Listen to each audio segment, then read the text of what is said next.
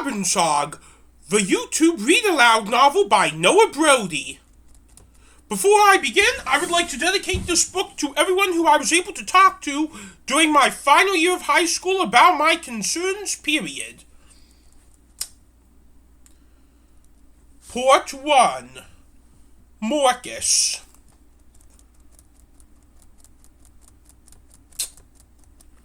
Chapter 1.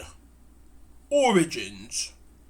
My name is Marcus Philip Robbins, and I have autism. Autism is a mental disorder that in a nutshell affects how sensitive a human being is to, and affects 1 in 68 people, and those are 5 people who are affected out of a group of 340 or my family. Everyone in my family, also known as the Robbins family, has autism. Both of my parents have it. Me and my 2 younger brothers, Samuel and George, have it too. There are some traits about autism or diverse share. I will discuss the main differences between our cases when I discuss each of us, ourselves. We all don't like being social, and none of us are friends except for my parents, because they are best friends with each other. In fact, they are more than friends, but I will discuss that when we get to my parents in a few minutes. We also are all very smart in our own right, but in order for me to explain that, I need to talk about everyone. I brought up autism like this first because it is the main foundation of our family's life. But really, the main supporting structure of our family, as much as I hate to admit it, is my parents because of how much money they make. I am going to make this next move because of my parents, but I have to say I do love my parents.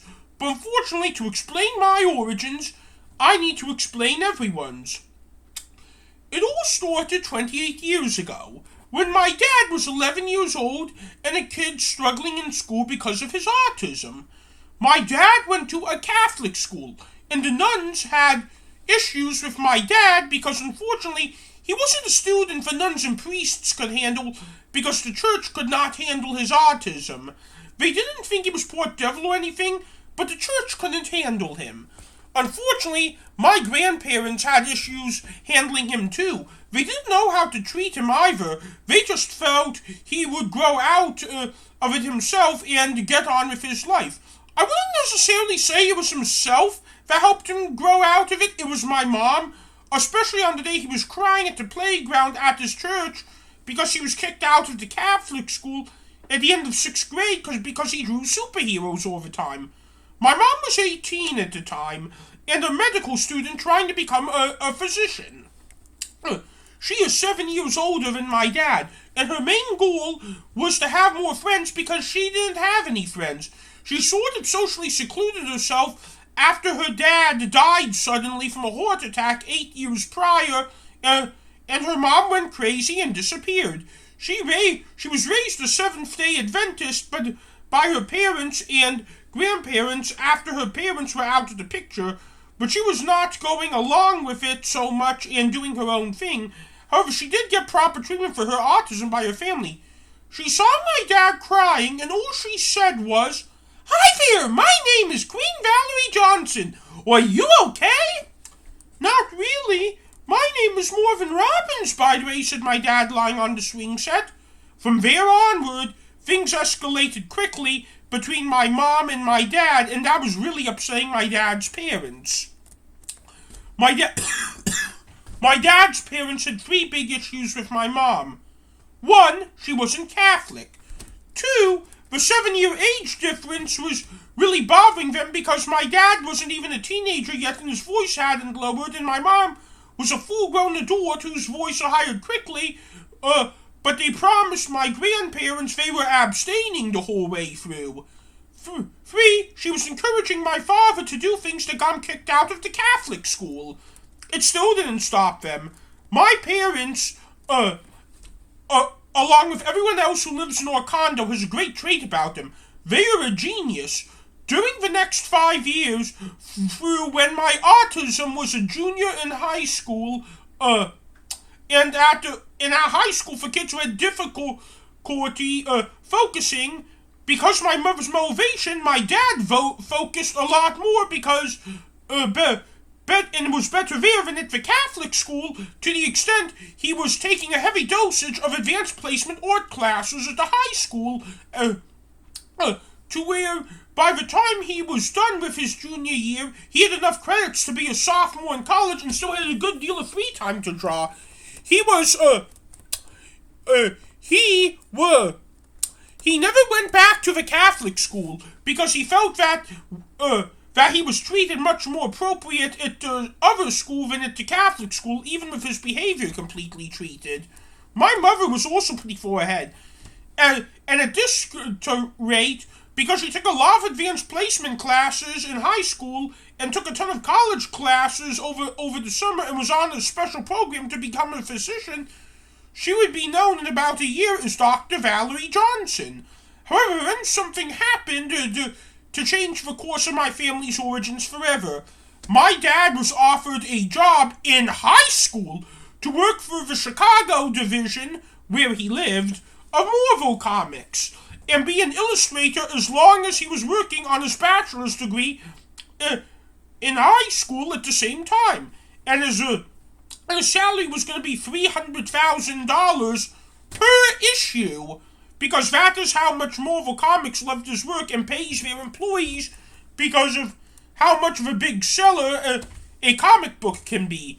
My dad took the job and was still working until about 9 at night at Marvel Comics on weekdays, and still needed to do his homework because did some work over the weekend and spent his free time with my mom over the weekend because that was when he got free time. However, he did something the night he took the job because Marvel gave him a little money when he began the job. He proposed to my mother. My dad's parents were not pleased at all. First of all, while dating doesn't have to be with parental consent, marriage does under the Illinois law for children under 18. However, my parents set the date for May 29th, the same day he graduated from high school. So my dad was going to turn 18 on that day, and my mom was 25 for 4 months. Since even though what my parents were doing was still technically legal, my grandparents just let that go. What they couldn't let go of was the fact my mother wasn't Catholic. That ended when they moved to Orlando in Florida to retire about the time my brother Sam was born. It began when they wanted my mother to convert to Catholicism. That didn't happen, but the opposite did, because my dad was really upset that his parents were not letting him be with the woman of his dreams.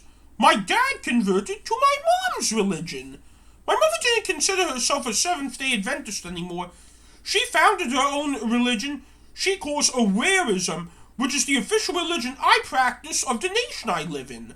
Let me take a few moments about how the religion and talk about how the religion works. We get to do whatever we want. We do not believe in sins except for 2 things, which will bring up in a minute. And on Sunday we worship God for 1 hour, and my mom leads services in our living room. She is the high priestess of our nation. There are no holidays other than the Sabbath, which is Sunday, and we also don't accept anyone, including Jesus or Muhammad, to save us when we die. However, we do believe that when we die, we will meet God, and that our autism will be explained to us. After God is done explaining that to us, since our mom is the high priestess, she decides what heaven is, and to our family, and to her, heaven is being reunited with our family, so to her, so when we die, we are reunited with our family forever and ever. One of those sins is this: we must always reject society, because we believe society is a horrible place for how it treats autism. We reject society by the fact that even at work and school, anytime we are out on nation, we must wear a cloak of our favorite color, and we must keep the hood up unless we are in activity that involves our favorite color anyway. Possibly when we, possible, and when we are doing an activity that involves our favorite color in any way possible, we have to keep our hoods down at all costs, which includes, but is definitely not limited to, riding the Chicago L line of our favorite color, having to interfere with someone who was wearing a shirt that is our favorite color. And the main reason why our favorite color is so important to us is because in the United States, because we don't live in the United States, we believe that with how terrible American society is to autistic people, that if we focus on our favorite colors, we might have just enough optimism to have a better time in the United States. We also cannot travel to the United States from our country without our American passports.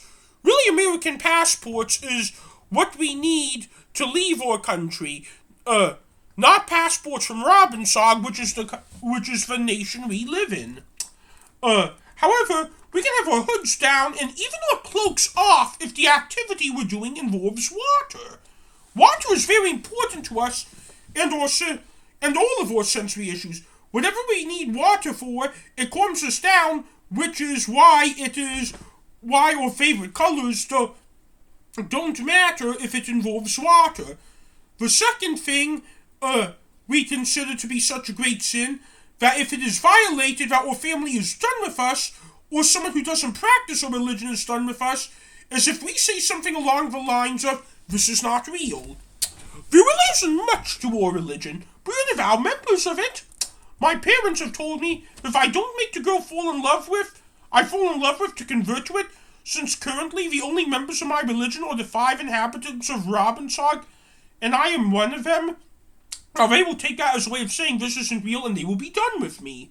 So it is very important I make the girl I fall in love with convert.